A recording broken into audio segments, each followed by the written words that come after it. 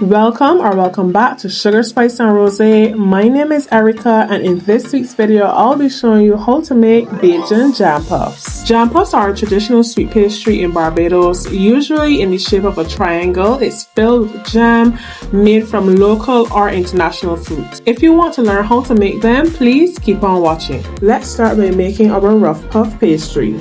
Rough Puff Pastry is a shortcut, in my opinion, to puff pastry. To make the puff pastry, we will combine all of our dry ingredients, the flour, sugar, and salt. Following this, we add the cold cubed butter. The butter must be cold, but you don't want it to be hard. You won't be able to incorporate it into your flour.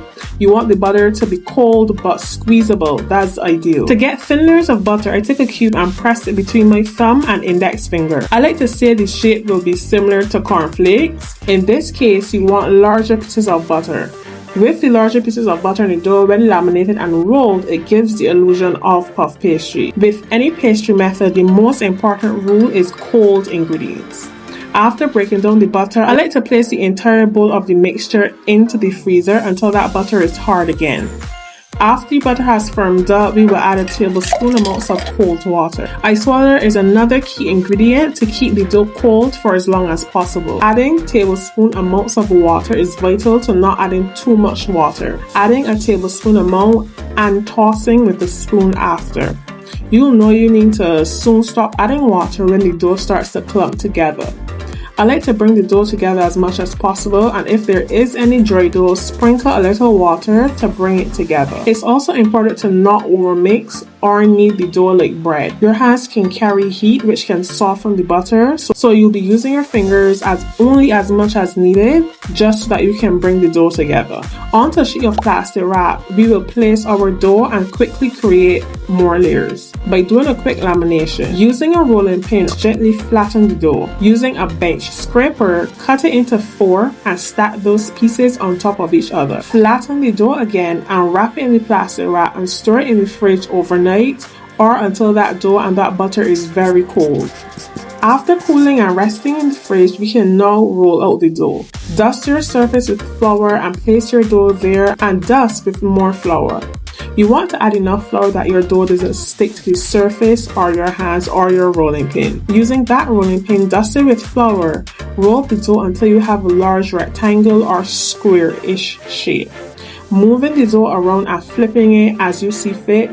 Doing this will help you see if there are any spots that are sticking to the surface. The dough should then be 1/8 of an inch thick. You don't want this to be too thin. Using a bench scraper again, remove the ends of the dough. To make sure I have the dough as even as possible, I like to fold it into quarters or into 4, just to outline where I can make the cuts. I then unfold the dough and cut to where I see the lines. I now have smaller squares that may or may not be even. So I fold them into the shape of a triangle, and if there's any excess dough anywhere, I cut it off and I make the triangle even or as close to perfect as possible. With these scraps, I'm going to put these back into the fridge just so that I get cold again, and then I'll make more jam puffs from this. The quality won't be the same, but it still can be used instead of just throwing away all this butter and flour and sugar, all of your ingredients. Open that little pastry triangle, and using my favorite jam, which is a raspberry jam, I loosen it up by vigorously mixing it, and I add a tablespoon size amount to the center of that triangle, being sure not to overfill.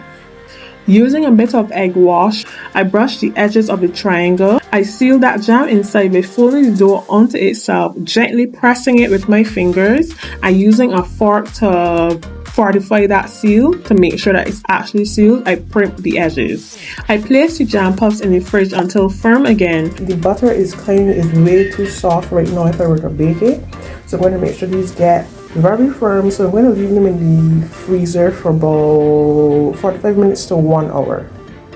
Then I brush them with the remaining egg wash and sprinkle a bit of brown sugar on top. That's exactly how they look traditionally. Bake your jam puffs at 385 degrees Fahrenheit for about 15 to 20 minutes or until they're lightly golden brown and cooked.